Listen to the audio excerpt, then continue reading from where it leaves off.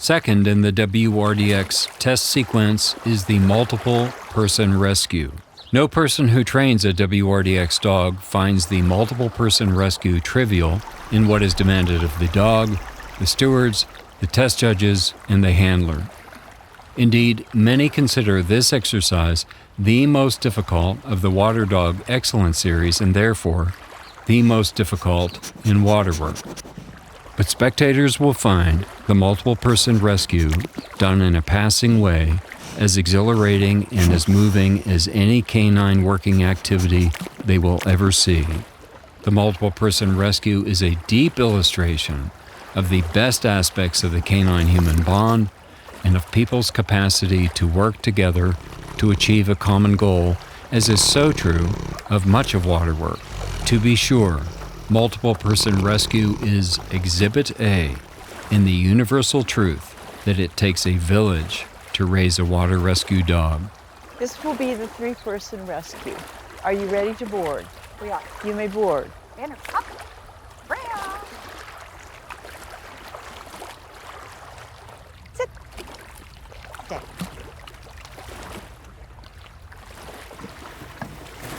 Dog and handler board the boat from shore, and the rowing steward moves the boat to the course center, leaving the boat facing shore.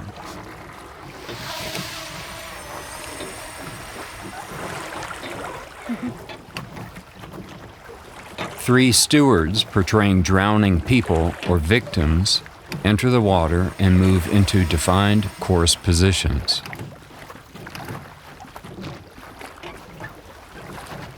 Aside from the challenge faced by the exhibiting team, the multiple-person rescue also requires more of the club hosting a water test than any other exercise in any water test, meaning the sheer number of stewards needed to staff the exercise, the course physical layout, and the club's execution on the whole.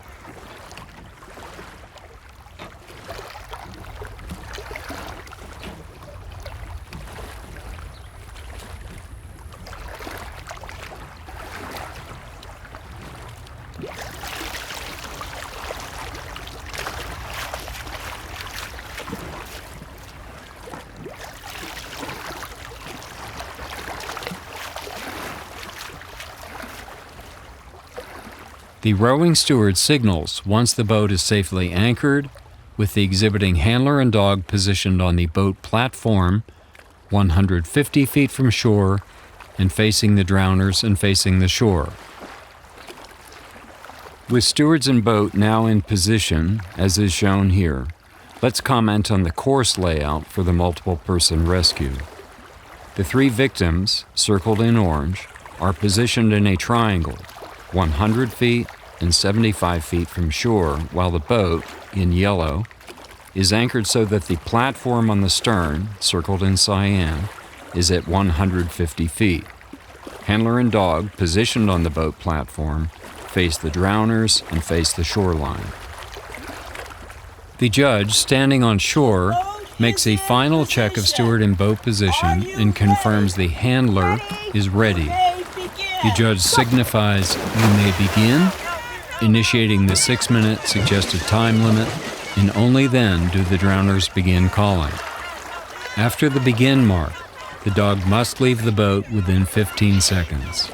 With the dog in the water, the dog and handler will quickly be working at great distance and with heavy distraction, both acoustic and visual. The dog's athletic capacity and ability to focus, and the team's working methods and their bond are quickly put to test. The exhibiting dog is free to collect the 3 victims in any order, all 3 at once in series, 1 steward at a time, or in any combination, so long as all victims are rescued and returned to the boat in a safe way. Stewards attract the dog by calling emphatically and by splashing. A handler will use body language and, in some cases, voice to direct the dog. In traveling the course, the dog may check in with the handler for guidance or for reassurance. To make a rescue, the dog swims to the drowner does not swim to the dog. Once the dog arrives, the steward holds the dog's rump fur and is towed solely by the dog's power to the next destination, either another drowner or to the boat. Good job, love. The steward may make small adjustments in posture while being towed, but may not assist in propulsion. A second steward joins, also by holding Rumford alongside the first steward. Again, with safety as first priority, stewards may make small postural changes to improve balance, but it is the dog who pulls the load forward. When the third victim is rescued in series, as is shown here, that steward joins the train by holding the life vest of a steward already in tow. Stewards are silent as they travel so as to not create distraction. Good job, love. Good boy. Come. Banner, come. Good boy. Come on. Good boy. Come.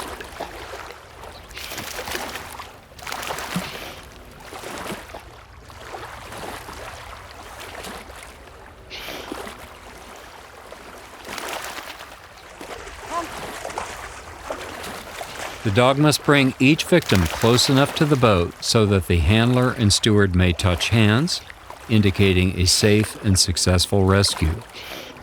The exercise is complete when all three victims touch hands with the handler. Again, with safety as the priority, stewards brought to the boat move to the side so as to avoid congestion at the stern.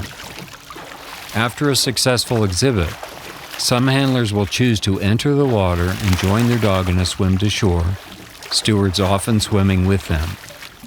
This is purely ceremonial, of course, but it's among the most emotionally rich moments in all of the canine working world.